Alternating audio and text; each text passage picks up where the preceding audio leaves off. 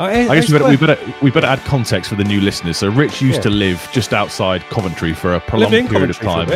In Coventry for a bit as well, yeah. And Coventry kind of became his second team, and he was very fond of them. And he bought multiple shirts and season review videos. And there were a couple of times he turned down going to Portman Road to go to the Rico and watch them. So yeah, that's where this is coming from. Exactly right. Yeah.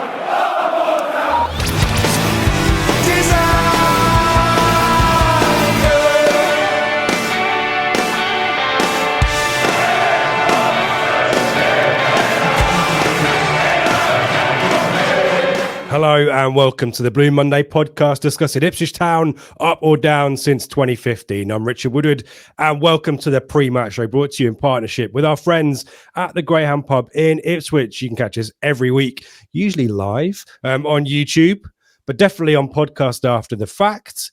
And joining me for we've already flagged it, Seb, on the Millwall reaction. It's the Richard Woodward derby, isn't it? How are you, mate? I'm good. I wonder how many times I can say that this tonight before you just go nuts and start shouting at me. I mean, I can mute you. I can, I've got the host powers. I guess we better add context for the new listeners. So Rich used to live just outside Coventry for a prolonged period of time. In Coventry for a bit as well, yeah. And Coventry kind of became his second team, and he was very fond of them. And he bought multiple shirts and season review videos. And there were a couple of times he turned down going to Portman Road to go to the Rico and watch them. So yeah, that's where this is coming from. Exactly right. Yep. Perfect. You're looking very milk tray tonight. Are you wearing a turtleneck? I've got a chunky. I've got a zip on there as well. The mic hides the zip, right? I thought you were doing a kind of milk tray man kind of thing. Okay. Yeah. Sorry for those. That's a special mention for everyone who's listening on podcast. Rich is wearing chunky knitwear that looks like the milk. No, it's also navy blue. My lighting isn't good enough. Maybe.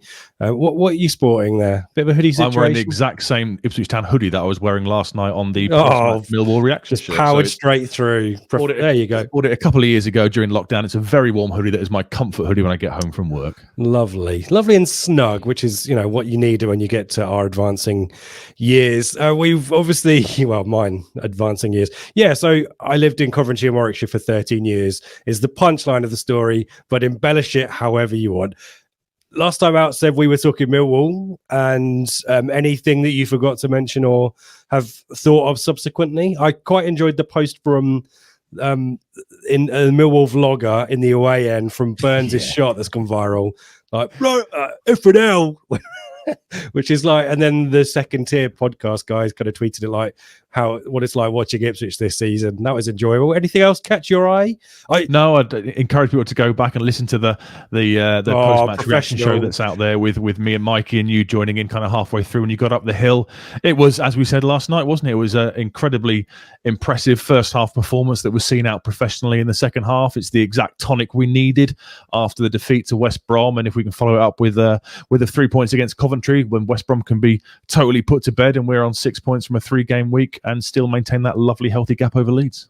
Yeah, well, we are here to talk about Coventry. That's the substantive item, so we'll get into that. But there's some chunky games in the predictions as well this week as well. So it's a really interesting time, isn't it? And we've obviously bigged up the run into Christmas, but all of these teams that looked a little bit daunting all have to play each other, including this weekend. So it's really exciting at the moment, and I loved. It's great to be at the punchy end of the table rather than looking downwards, isn't it? So exactly, great to be involved rather than thinking, well, if we get a couple of people in January, we might be able to challenge for 6th. Maybe to have it this way around is absolutely brilliant. Another thing that caught my eye after Millwall is the dugout cam or something like that, where they filmed McKenna on the bench for the whole match. And for the third goal, when Davis crosses in, McKenna gestures in the header like I think most of us do when we see a header. He kind of nuts it, which is quite good. I like that. I've missed this. Where's this for people like me who haven't seen it yet? Is it on Town TV or something? Yes, have you got a Town TV? No, I cancelled my subscription. Maybe I should reactivate that. That's what you get. They might have put bits of it. I think they put a clip on, but for the third goal, McKenna stoops in the header from the touchline and kind of giving Broadhead mentally where he needs to be. It's just like he's just prompting him telepathically, which is Jedi mind tricks. Exactly right. So apologies to those of you expecting a live show, particularly on YouTube. Obviously, logistics. It's a busy time of year, so we apologise for that. We also wanted to give a little bit of breathing space for the show that we did on Wednesday as well. So that's why we're not here on Thursday in our usual Thursday spot, but we will return to Thursday as soon as possible. So I think it's a bit more relaxed, Seb, isn't it? No live chat, so we can just focus on imparting as much knowledge and wisdom and slagging each other off as much as we can.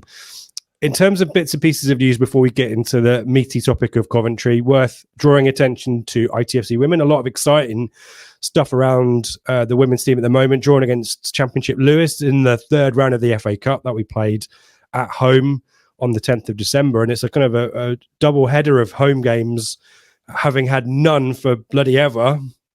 2 in December within a week of each other. The Portsmouth game is now being rearranged to the 17th of December. So big weekend for Ipswich Town matches. That obviously the East Anglian derby on the Saturday and a top of the table clash for ITFC women on the Sunday. But this weekend, the club are away at Billericay in Essex. So if you fancy a trip down the A12 to a reunion with Maddie Biggs and Liv Smith potentially, and obviously there's players at Lewis as well who we know, Anna Gray and Sarah Bracera Carrera as well. So lots of familiar faces there. Do head down, but otherwise, next time out, 10th of December. For Lewis in the FA Cup. Also want to pay massive tribute and a huge thanks on behalf of everyone here at Blue Monday to Blue Wilson, who has decided to pursue opportunities outside of the game. Struggled with injury for a while, but has been doing rehab, working really hard, but has decided to pursue other opportunities. So on behalf of everyone, I'm sure, listening and watching, we wish her all the very best and certainly thank her for being part of our first live event at Portman Road last year as well, where she was a fantastic guest along with Joe Sheehan and Kieran Stanley. So all the best, Blue, and I'm sure we'll see her at the AGL at some point as well. So let's move on to Coventry, Seb. And last week for West Brom, I basically stole all of your thunder. You do a little bit of a kind of a summary of the situation, and I didn't read it, but we basically repeated each other, didn't we? Well, I read all the detail. I leave you to come up with a narrative. That's fine. So I will let you summarize your thoughts on Coventry before you bat it back to me and say, tell us why you love Coventry so much, Rich. So talk to us about Cov, Seb. Very shortly, not doing as well as they did last season. It's probably the summary, isn't it? You've summed up my text exactly. Yeah, not as good as last year. They finished 5th last year, obviously, and got to the playoff final before losing to Luton on penalties. And I guess any side that struggles to go up, you're naturally going to become kind of the victims of your own success, because you get the vultures, the bigger clubs, kind of clawing at your best assets and taking players off you. So we can quite often find it can be a bit of a settling down period. You think after the Sheffield United defeat that we lost in the playoffs in Burley in '97, it took a while before we signed kind of John Owen got going that season. There can be a bit of a bedding in period where seasons kind of are slow to get going in, and I think that's what they're kind of finding this year so far. They lost the 2 big players in the summer that we'll come on to talk about. Goals have been really hard to come by so far this season until the last couple of games or so. So there are signs that a corner is slowly being turned. I just think it's a bit of a playoff final kind of hangover. They've been an upwardly mobile, upwardly progressive side for the last few years, and I just think they are starting to turn that corner now, and I would certainly expect them to finish higher in the table than they are now, although I think they've obviously left themselves too much, I think, to gate crash the playoffs this year, given the strength of the teams they're going to be hunting down. Yeah, it's definitely a lot of points to catch up, as you say. Yeah. Relying on other people dropping points, and it just doesn't feel like that's going to happen this championship season, does it? Lots of similar feels to Ipswich in 04, 05, 05, 06 when Davis, Miller, Cucci move on. Ben moves on for a fee as well. But the difference is that Coventry have actually had money to spend, a shed load of cash to spend for reinforcements. We'll talk about those arrivals, but maybe, Seb, another headline is they haven't hit the ground running, have they? I mean, Haji Wright we'll talk about, started to score of late as well, but not really hit the heights of the players that have departed is probably a fair summary as well. But things do take time, don't they? We'll discuss the kind of markets they're shopping in.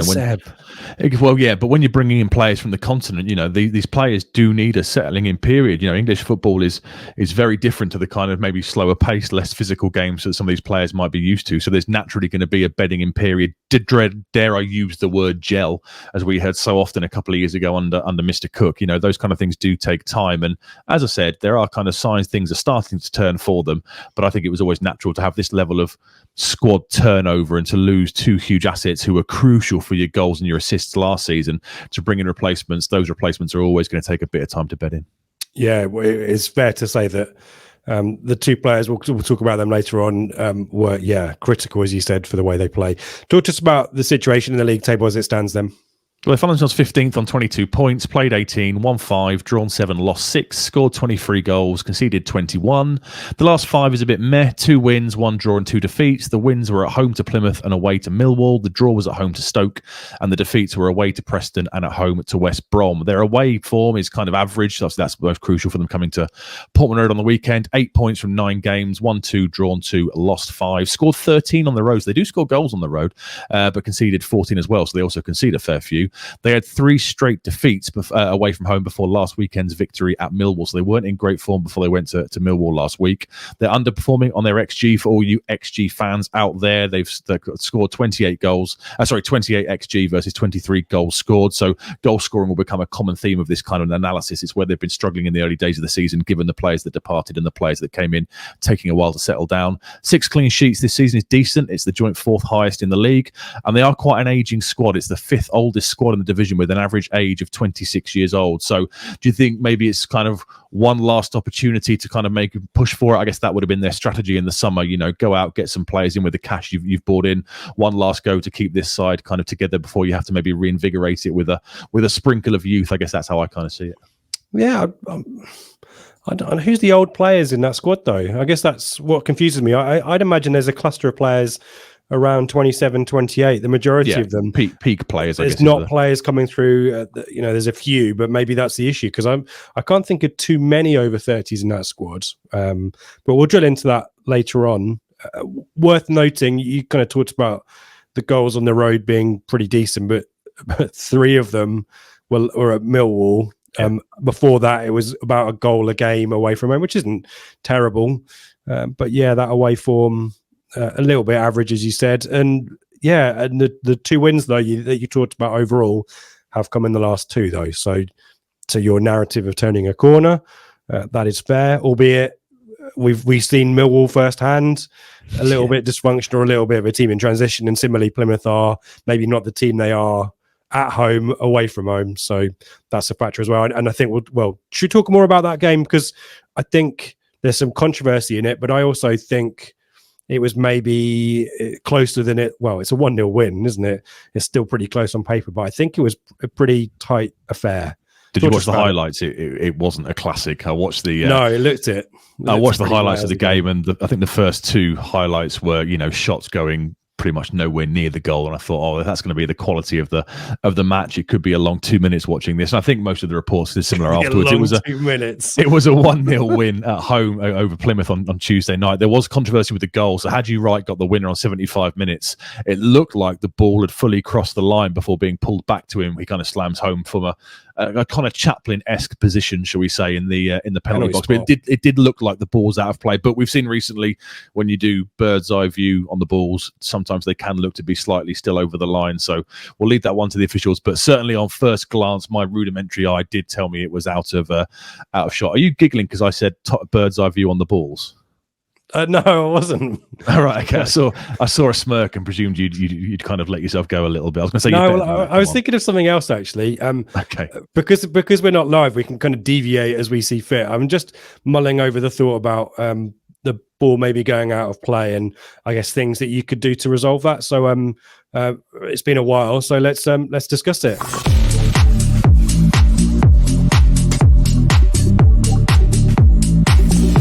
For those unfamiliar with our older features here in the Prematch Show, that's Football Room 101 theme, Seb. And I just wanted to get your thoughts on whether you'd be an advocate for VAR being used in the Championship as a result of maybe the injustice done to Plymouth on midweek. No, not even one little bit. I don't want it anywhere near me. I do not like VAR. I do not like anything about it. I've not liked it since day one. I would have goal line technology like with the watches that vibrate, and that'll do me just fine. Thank you. Thank you. Well, we'll stick with the watches and the vibrate. And that's all from this week's Football Room 101.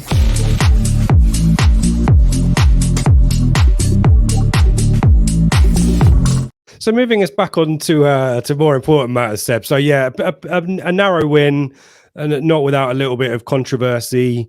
a little bit of a lame game. But to be honest, it's about the points, isn't it, at this point, if you're Coventry and turning that form around. But they just can't seem to get that run together. I mean, they're playing us next, so hopefully this isn't the beginning of a good run for them. But what's your sense about them? Are you seeing enough in the 2 minutes of highlights to think that this could go on a little bit longer? Not in that game, but their key players are starting to score goals now. So obviously, I can't see them getting anything at Portland on Saturday. Personally, I think we'll win that one to end off a pretty decent week for us after last night. Their inconsistency has been the killer for them all season. These two back-to-back victories are only the second time this season they've done that. Up until then, it was very much like us, really, in 2021, 2022 under Paul Cook. Where we really struggled to win. I don't think we ever won 3 games on the bounce that season, did we? We'd win 1, win 2, then suddenly you lose 1 again, and you kind of back where you started. And that's kind of been the story of their season. They've not really been able to find any kind of form yet.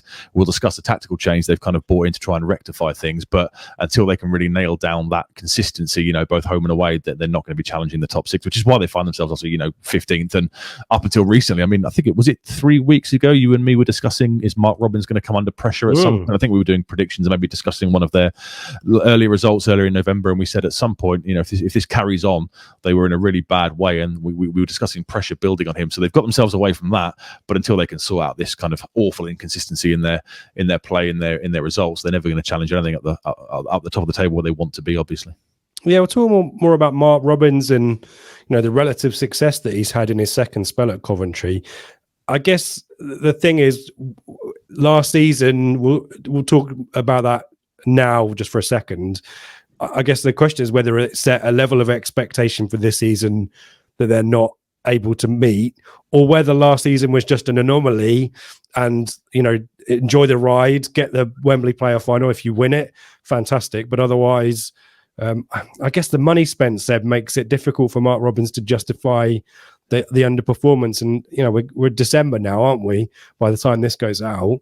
I just wonder about that last season. Talk to us about that situation, because we've got some stats about it later as well. It's not like they were blowing teams away, having 70% possession. It was very functional, very much around the 2 players that we'll talk about in terms of the departures in a second. But nevertheless, a really decent season, and they figured out a strategy to get themselves in the top 6, didn't they? They did, yeah. Finished 5th with 70 points. 70 points sounds ridiculous for 5th. It's quite low, actually, isn't it? Yeah, when you think normally you're looking at kind of 75 for 6th upwards, I would suggest. It does sound like it was a bit of a weekend. Also, they did get a bit lucky that the parachute sides messed it up so badly. Watford, Norwich and West Brom all kind of really, really messed up last season. So they got a bit of an advantage there. They finished 5th, like I said, 70 points. Drew Middlesbrough in the playoff semis. They drew 0-0 at the Is it still the Rico? I know it's no, it's the CBS Arena. Drew 0-0 at the CBS Arena and then beat them 1-0 in the Riverside to get themselves a showdown with Luton at Wembley. Obviously, that finished a 1-1 draw, lost it 6-5 on penalties. So a really good season for them, but I guess that the heartbreak of a playoff final penalty shootout defeat has left this kind of, this kind of... when you say about the fans being over expectations, I guess like you say, the second you start spending the kind of money they are spending, you go from being the plucky underdog to being one of the big boys, don't you? Yeah, going into the last season, I don't think any Sky Blue supporter would expect a 5th place finish. You dream, you hope, don't you? And if you get on a run, then great. But no one would have kind of expected it, I think. Given that they were a League One team not too long ago. But yeah, we've had that steady League progression. 2 in the not too distant past as well. Yeah, exactly right. So I think that's a factor there. But yeah, just the outlay, I think, has kind of merits more than what they're seeing at the moment. Perhaps I'm not suggesting that the fan base at all is impatient or has high expectations, because they don't. Because you'd know being one. Exactly right. Well, and the background against that is where the club has been. We've talked about relegation down to League 2. We've the times are changing in a good way at Coventry, because previously under the owner Sisu, it was just a spiral down the divisions. Evicted from their home stadium, which, I think looking back, people regret moving away from Highfield Road, albeit it needed, modernising.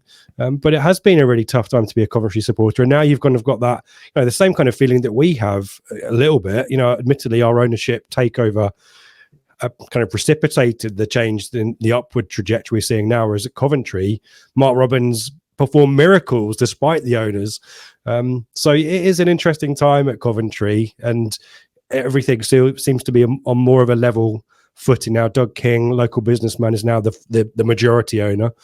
And it appears there more stability over the CBS arena, although it's owned, I think, by Mike Ashley. So it's an interesting situation there with Coventry and Mark Robins as well. I think a lot of people focus on what he's done since he came in, but I remember Russell Slade being in charge at Coventry. I'm sure not a lot of people remember that.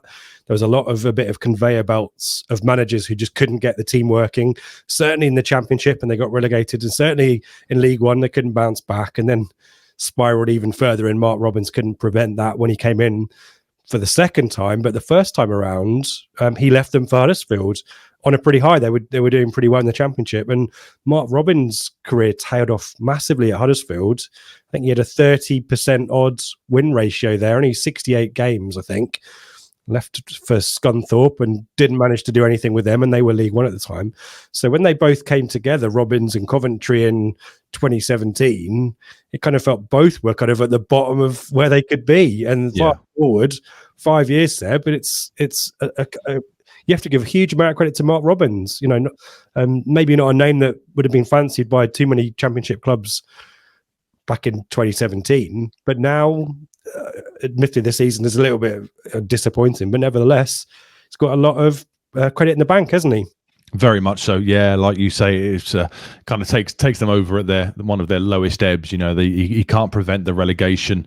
And he takes over in March 2017. Can't prevent the relegation, but ever since then, you know, he's kind of rebuilt things. And like I said earlier, they've been progressively upwards and progressively mobile. They've been trending in all the right directions, haven't they? Since he took over, pretty much. You know, he, like I said, goes down in 2017 to League Two, finishes 6th in League Two the following year, wins the playoffs that year to go back up to League One, 8th in League One his first season back. Wins League One on points per games in the COVID curtailed season, weren't they? Yeah, as we remember, it wasn't you know, the points per game is unfortunate. I'm sure Marcus Evans has got memories of trying to negotiate something different than points per game to just let everyone keep playing. Polish the turd that was our season. But we'll talk about the last actual game that they played. But I remember watching them thinking, just well drilled, well organised, a functional team that just were beating teams. You know, they did really well in that season and probably would have won it regardless of the curtailment of the season, I think. I think so, yeah. They were strong towards that end period, weren't they? They then come up to the Championship and finished 16th, 12th the following season in 21-22, and obviously 5th last season. So like I say, it's been steady progression under him. His overall record is 336 games managed, 135 wins, 88 draws, 113 losses, which is 1.47 points per game. So yeah, fair dues to him. He's certainly turned it round and kind of repaired both his and the club's reputation, given they were at absolute rock bottom when he went in there. Yeah, I mean, for certain people of a certain vintage will remember him as a pretty effective top-tier striker for Man United, for Leicester and Rotherham. But sadly, Seb, he's tainted by having featured for Norwich, I think, in the team that might have participated in the UEFA Cup. So he's got some history, hasn't he?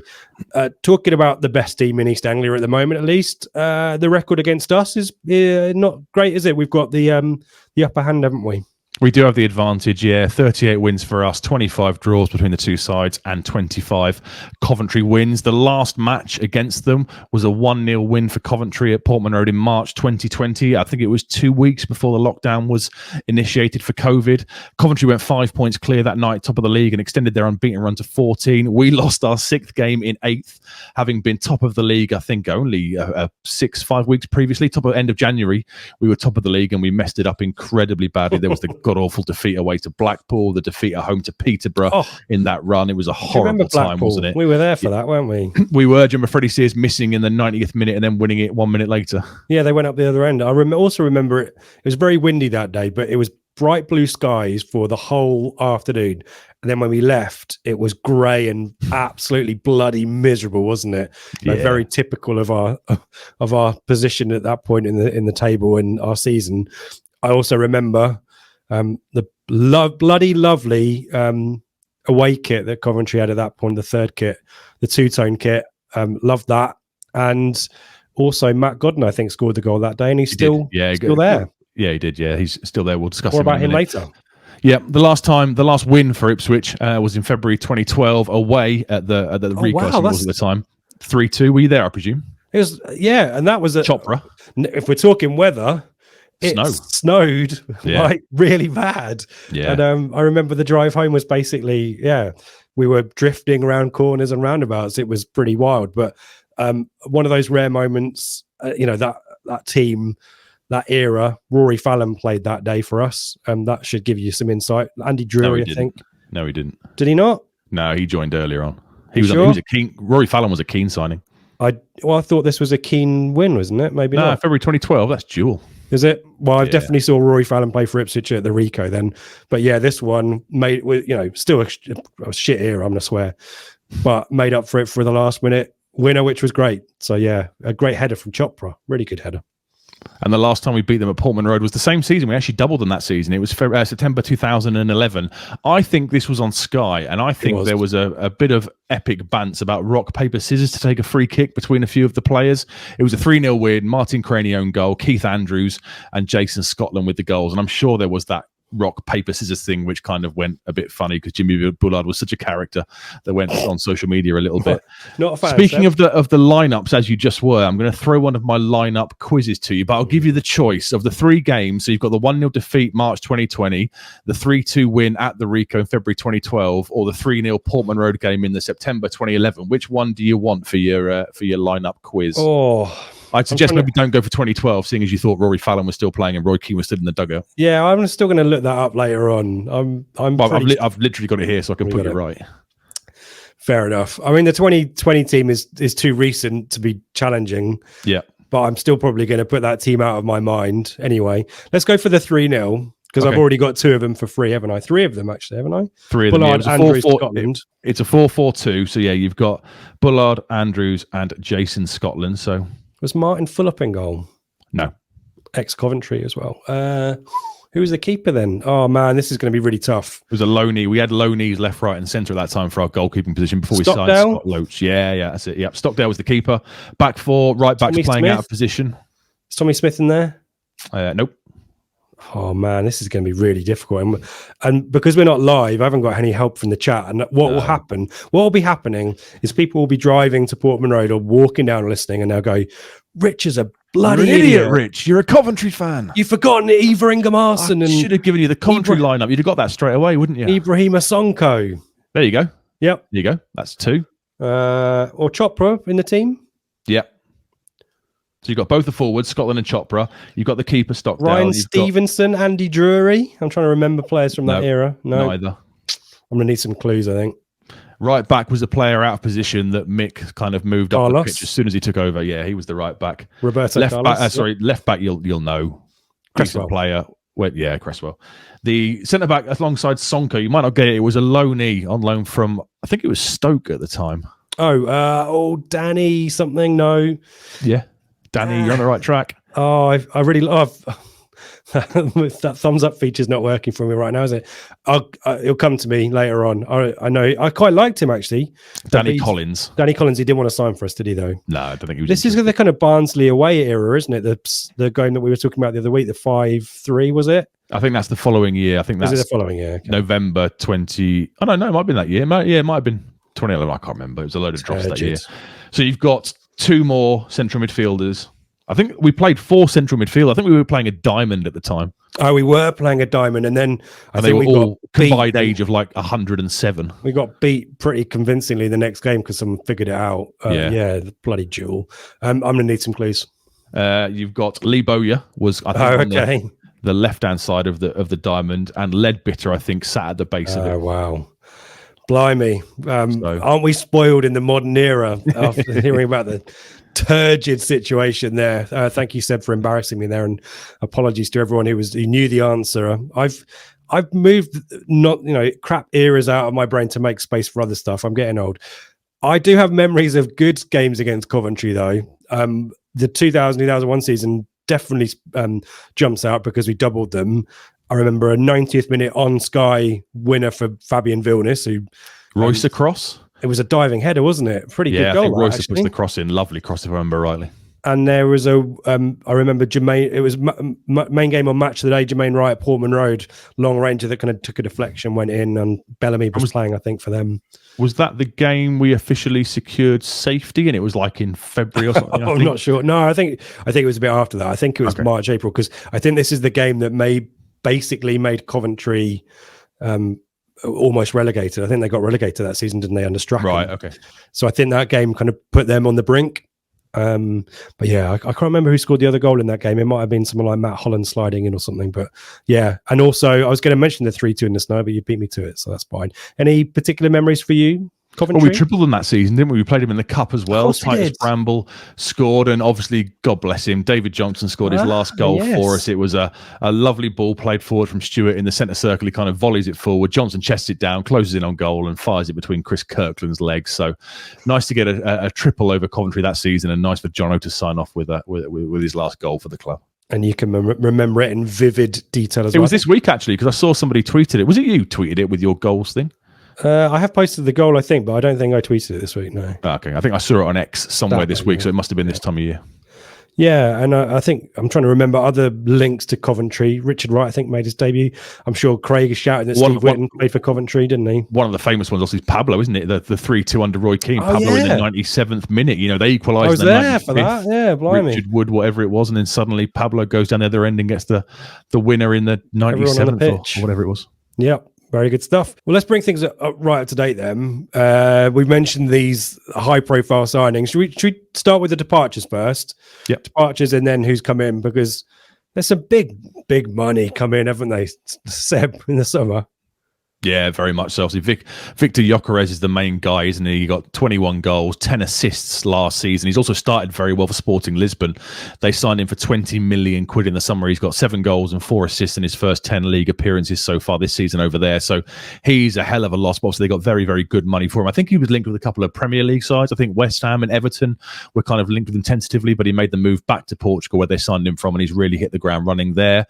Gustavo Haima is the other one, 17 million quid to Sheffield United. Again, last season he was key, 9 goals and 10 assists in the middle of the park, kind of really providing that energy and that spark in central midfield for them. So, you know, they have got a lot of money, 37 million quid for the two, but, you know, to lose 20 assists and maths 30 odd goals is very much like us in 2005, where Bent, Miller, Cucci all depart, and suddenly you're thinking, right, we've got a bit to spend here, but how are we going to kind of fill this hole? They lost a bit of experience as well. Michael Rose, centre back, went on a free to Stoke. Tyler Walker went on a free to Lincoln, and Martin Waghorn was still there for a couple of years after Derby's relegation. He left on a free and eventually got signed back up by Derby, so he was there last year and he's moved on as well. But Gyökeres and Hamer are the two big departures, which has provided them the cash to go out on this spending spree and kind of bring in some of the players who we'll now kind of discuss. So you've got Haji Wright was the big money signing, kind of the headline one, 7.7 million quid from Atlantaspor. He's a full USA international, spells in the MLS, the Bundesliga before the Turkish Super League. He's hit the ground running recently. He's got 5 goals for the season in 18 appearances, but 3 in the last 4 games. He's strong. He's good in the air. He's got a good leap on him. He's kind of been shifted slightly out to the left in an attacking position in the recent formation change. But he's kind of one that we're looking to fill that Gyökeres shaped hole.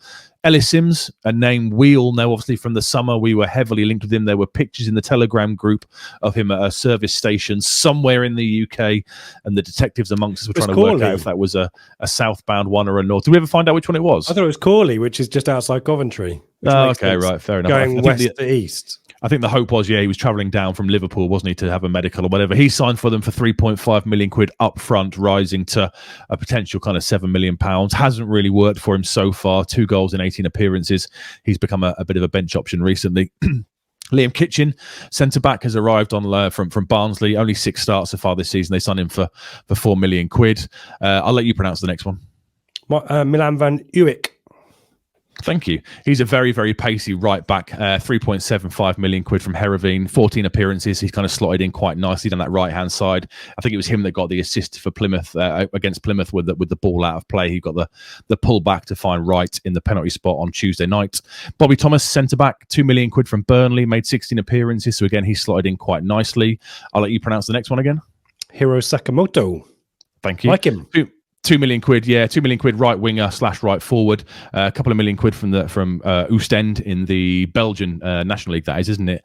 And then Brad Collins has arrived, 500 grand from Barnsley, kind of signed as the backup keeper, but he's recently come into the side. So yeah, when you add all that up, 7.7 million for Haji Wright, 3.5 for Sims, rising to 7, 4 million for Kitching, the Dutch right back I can't pronounce, 3.75.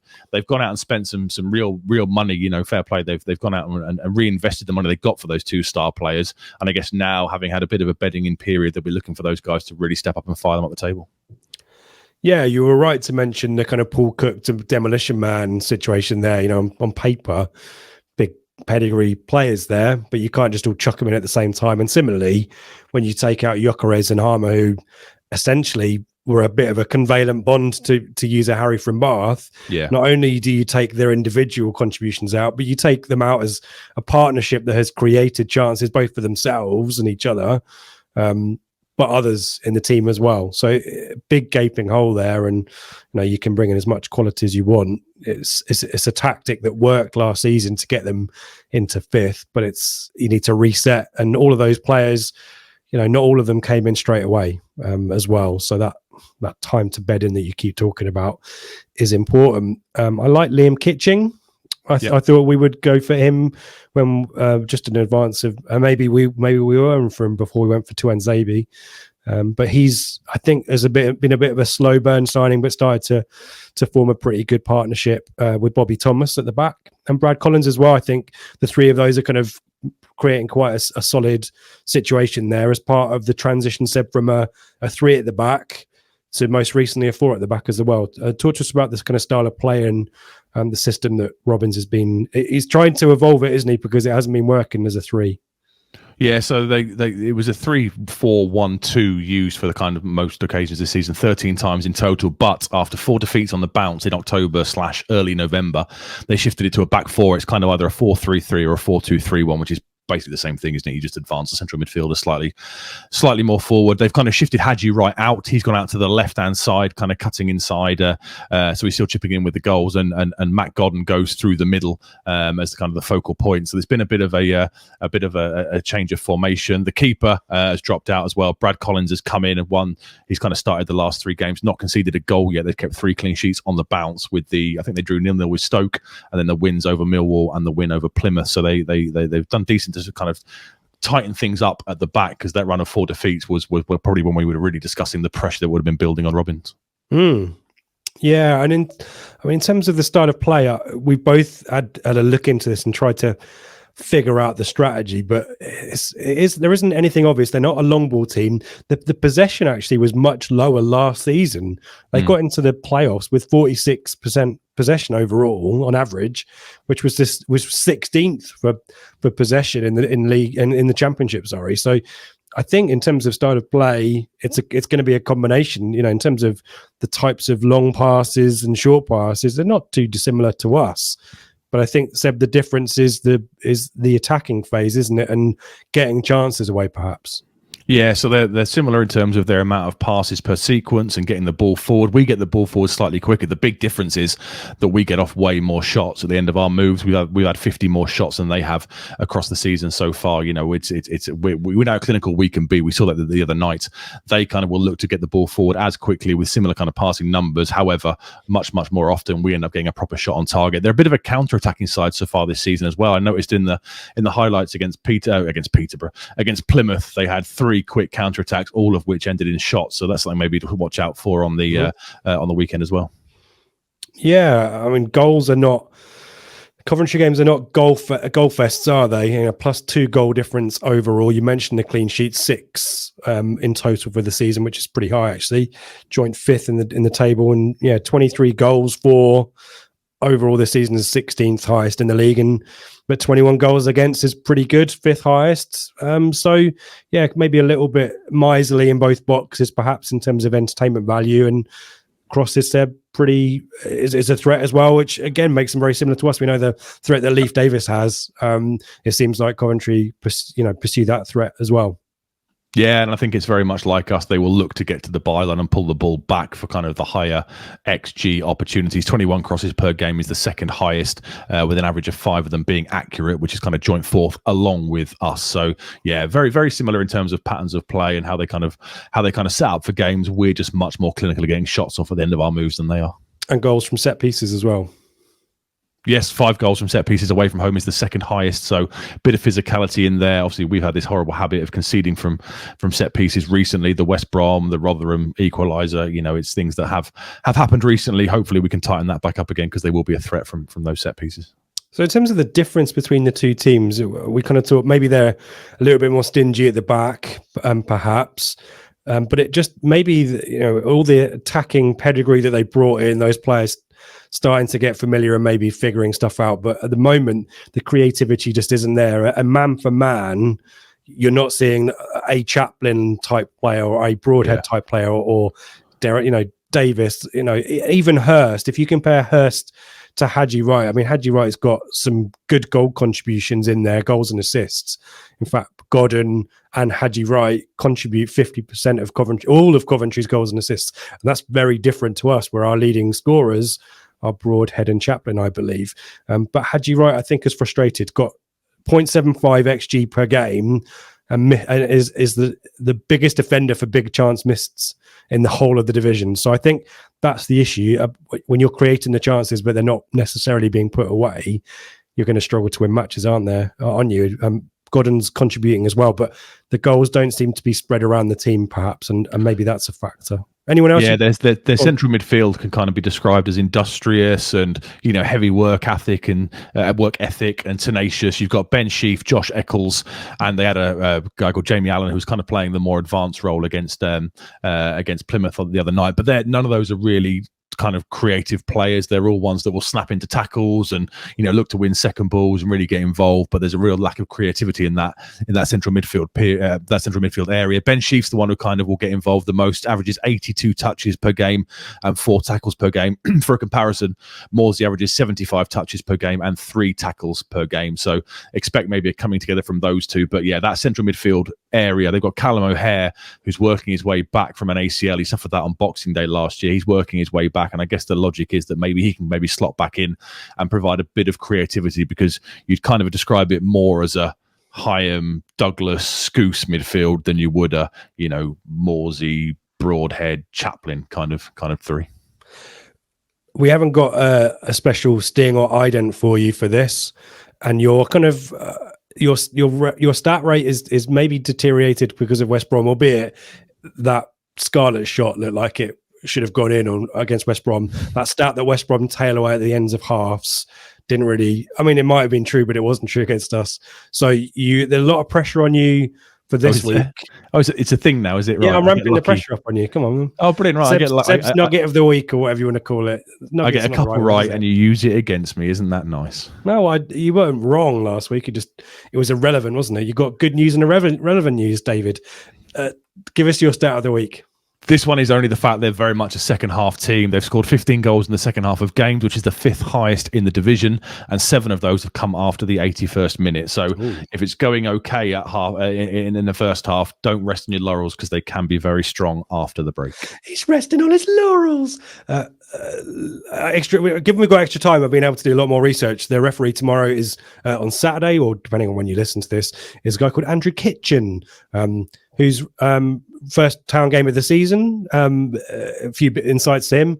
Only 1 red card so far in his 14 EFL matches across the divisions, and was the man in the middle, Seb, for Plymouth 6, Norwich 2, if you want to own him from that. And has refed. He's got a 100% record, at least for the seasons that I could find. Refed our 3-2 win at Port Vale, where I thought he let a lot of stuff go. I remember Cameron Humphreys being kicked around and probably needed more protection. And Fleetwood, again under McKenna, the 2-0 away when Morsey and Jackson. Someone else, Jackson, that was it. Yeah. Were you there for that one? I was at both those, Port Vale away and Fleetwood away. There you go, loyal. That's why I've got so many membership points. Oh, don't brag. At Brown SO8, if you want to complain about. If he's been reffing us since, if he's been refereeing since 21-22, why has he taken 14 games? Well, no, 14 matches this season. Oh, when you said 14 EFL matches, I thought you meant 14 games in total. Only one red card in his 14 EFL matches this season. You didn't put the words. Rewind the tape. Rewind the tape. Rewind the tape. It's like when I called Hladky Bart on the Millwall show. I watched that back and I noticed that. I didn't want to correct you though. You should correct me. I'm nice. See, I don't bring it up. You and Mikey. I think Mikey went to it. Mikey went to do it and was too polite as well. Correct me, because people rightly we going. He said Bart there. He's a muppet. Let's do some. Let's do some plugs. He's lost control of it. It's not even live. I haven't got even buttons to press, and chaos is ensuing. As always, we're brought to you in partnership with the Greyhound Pub. Head there pre-match, head there post-match. Christmas schedule, all sorts, and keep your eyes peeled for plans ahead of Norwich, breakfasts and all kinds of great stuff as well. Fantastic work the Greyhound do. We are really grateful to be partnering with them this season yet again. So head there on Saturday. Merch store, Telegram, the matchday chat will kick off as usual. 2-week free trial, all that jazz. You know it by now, folks. Head to Blue Monday, ITFC.co.uk, where all of our links for our shows is there as well. Flagship is back on Sunday, and I've forgotten who's on it already. I think it's Ben, Craig, and Joe. Been a while since we've heard from Craig, so it'd be great to have him back in the fold. And apologies again if you were hoping to see us live. Probably best that we didn't.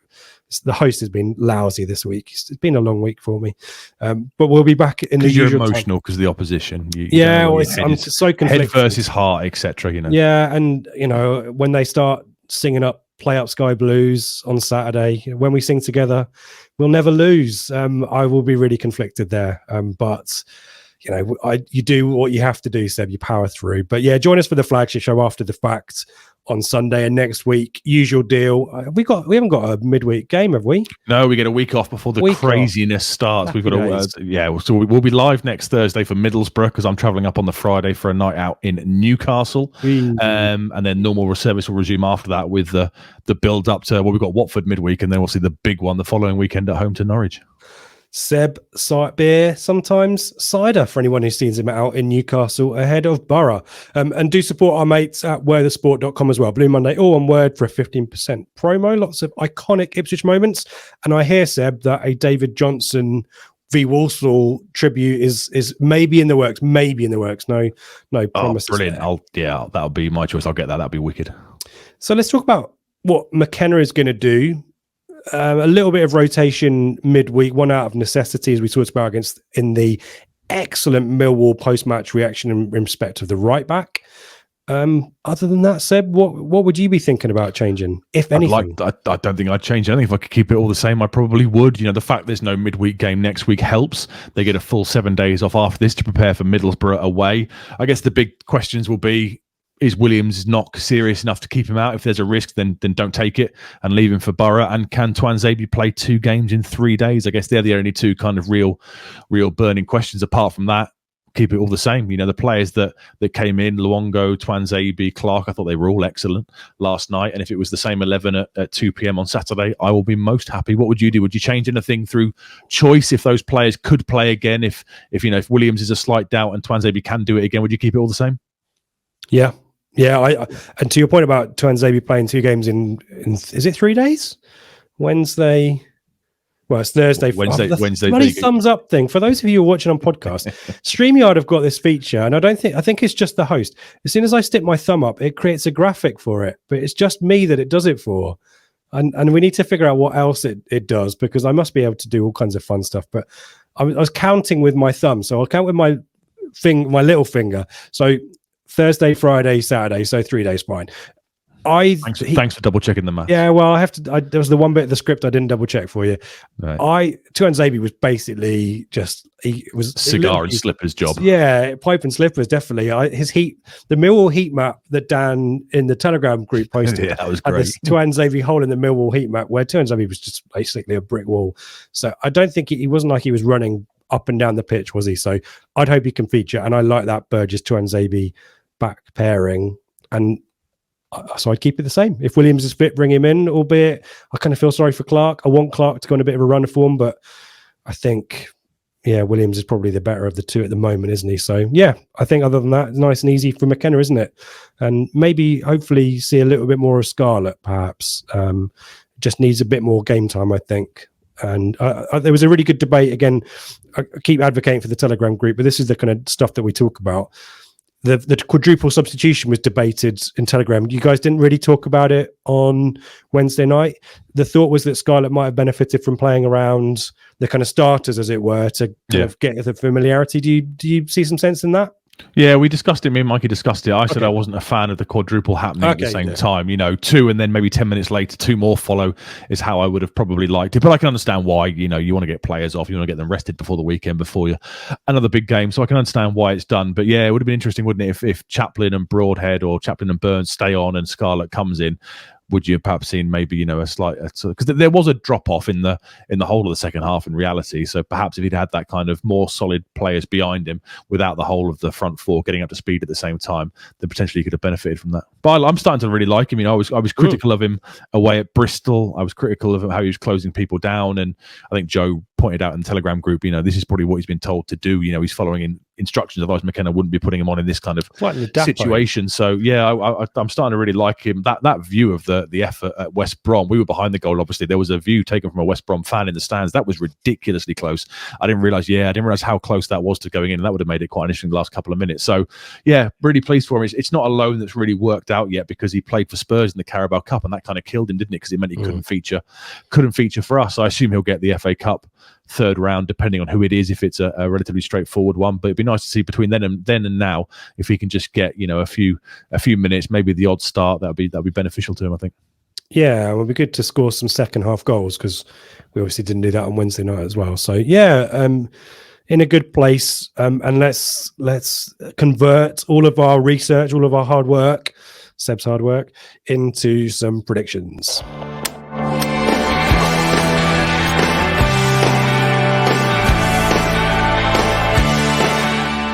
Not another kind of crappy week in the predictions, Seb. Congratulations to Elliot in the Telegram group, who's won 2 on a bounce now, and won by 3 clear points. Seb, you outscored me. I guess what we need to learn from our kind of commentary of the predictions is I kind of thought I had a feeling about Rotherham Leeds. I had a feeling. Woohoo. And we both had a feeling about Ipswich West Brom, and neither of us backed ourselves. Have you changed anything as a consequence of your gut instinct, Seb, or have you gone safe? No, I've gone safe. Yeah, I would never. Sometimes I might predict us to lose, but I was never going to do it because I figured you would have done last week. That's why I changed my mind.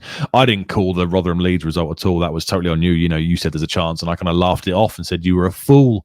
I said managerless Rotherham getting something against Leeds, not a chance, 3-0, and as we know, it played out as a 1-1 draw. So yeah, you got that one spot on. Maybe I should go with my gut more. Maybe I should spend a bit more time doing it. I'll be honest, I'd spend about 3 hours a week doing the research and probably 47 seconds doing the predictions. I just look at the BBC schedule and go, all right, that done, next. Maybe I should spend a bit of time behind it. Maybe it's almost like if you half-arse something for 18 months, you turn on to be very good at it. Well, there's a lesson in life for everyone. You get what you put into things, folks. You get what you give. Let's have a look at the schedule then for those watching on YouTube, and we'll kind of call out a few key games for those listening on podcast. A second rung there, Seb. In form, West Brom versus stuttering Leicester, dare we say? It looks like the win they had at the weekend. Forgive me, I cannot remember who it was against now. Watford. It looked like that win against Watford was kind of the anomaly. They've gone back to being a bit rubbish, haven't they? And obviously, we know how hard it is to go to the Hawthorns. West Brom on a great Did run. Did you say Leicester are a bit rubbish? You are? Did you just say Leicester are a bit rubbish? Oh, I don't think I said they were a bit rubbish. They're in a bit of a rubbish vein of form, aren't they? Bit of a rubbish vein of run of form. So yeah, West Brom was a really difficult place to go to. It's the lunchtime kickoff as well. I think it's the 12:30 kickoff, isn't it? So we've both gone for tight West Brom victories. Telegram, is it Elliot again? Elliot, yep. Elliot's gone for a 1-1 draw. So I mean, if that's the case and we win, then happy days. We'll be laughing top of the league by 5. We're predicting Ipswich to be top of the league. Yeah. Rooney needs a win, and Rotherham at home, I guess, is a good fixture to go for. I mean, Christ, if he can't win that, he's in serious trouble, isn't he? I haven't got a feeling about Rotherham in that game, frankly. They're away. They're so bad away from home, aren't they? Hull Watford is an interesting game on paper. I think we're all predicting a few goals in that one. Leeds Borough, Seb. Whoa. Are we manifesting there rather than predicting what we think is going to happen? Yeah, I mean, potentially my head does kind of say that Leeds, I'd be surprised if they had, in the space of a week, draw at Rotherham, win. If they took up 5 points from a week, I'd be surprised. So I think they probably will win. I'm living more in hope that Middlesbrough might do us a bit of a favour there and get something from that one. Yeah, Elliot is the common sense predicting the Leeds win. Yeah. For those listening, Seb and I going for draws, score draws they are. But yeah, Borough on the road, Bristol City last time out, at least last weekend, I think came unstuck. So yeah, Leeds probably the favourites in that one. But you never know. Anything else there, Seb, that you want to mention? No, not really. I don't think so. I mean, Southampton, Cardiff, we've both gone for narrow Southampton victories to continue their recent run of form. And then Norwich are on telly again. They were on Sky a couple of weeks ago, weren't they, against Blackburn? I guess they're on Sky again. Are they being a 1:30 kickoff on a... No, I don't think they are. Sunday. Oh, why is it on a Sunday then at 1:30? I've got the Sky Sports Championship fixtures thing, and there's no logo against the fixture, which suggests... Oh, weird. Okay. It must just be a random 1:30 Sunday game. Rugby or something, or Bristol Rovers are at home or something. I don't know. Yeah, maybe. So we've all gone for a 1-1 draw in that one. So yeah, Norwich kind of picking up a point after they're messing it up on Tuesday night. That should, if they get a point there, that should just keep Wagner in post for hope for another couple of weeks. Hopefully so. Let's talk about the main one then. You and I both predicting. We've already said it. We're all predicting Ipswich to go top of the league. We're both predicting a narrow 1-goal victory. I'm going for I want a clean sheet. I'd love a clean sheet, yeah. But Burgess and Tuanzebe, then I think that will happen. And I don't think Coventry score enough goals. But, we've talked about maybe a little bit of a run for them. You're going for a 2-1. Do you want to talk to us about your logic on that one? Yeah, I think we're back on form, obviously, so I can see us scoring a couple, but they have started scoring goals recently. WRIGHT has 3 in his last 4 games. They've scored 4 in their last 2, so they are starting to pick up goal-scoring form away from home. We discussed it at the start of the pod. Was it 13 goals on the road so far this season in their 8 or 9 games played? So they do average goals. That was my logic behind it. I like you would love a clean sheet. We need to get back to that kind of being hard to score against, being hard to get shots off against, especially with Borough coming up next week, and then Watford, Norwich, Leeds, Leicester, etc. It'd be nice to kind of get one before going into those games, but I just think Coventry will score given the players are starting to bed in and the fact they have started scoring recently. Okay. Oh, Elliot's gone for a 3-1, so he's even more confident, and he's the form predictor right now. So if you're going to back anyone, I guess you'd back Elliot, but we'll be back next week to see how everyone got on.